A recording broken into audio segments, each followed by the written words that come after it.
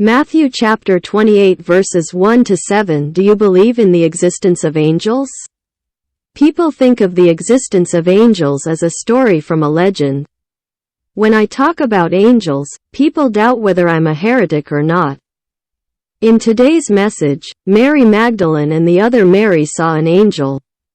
The angel's appearance was like lightning, and his clothes were white as snow. The angel said to the women, "Do not be afraid." From this scene, we can see that Mary actually saw an angel. Why did God send an angel to Mary Magdalene and other Mary?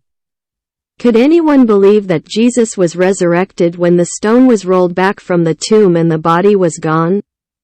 The disciples would have believed in the resurrection of Jesus only when angels were sent to tell them directly. Angels appear 108 times in the Old Testament and 176 times in the New Testament.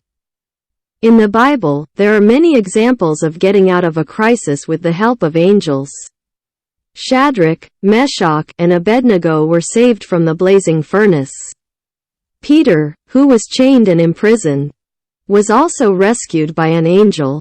Even today, there are many testimonies that when a church or member was in danger, angels saved their lives by directly saving them or notifying them with a voice.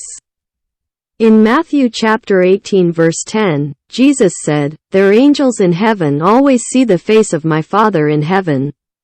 As accompanying Christians, angels help us in God's will and way.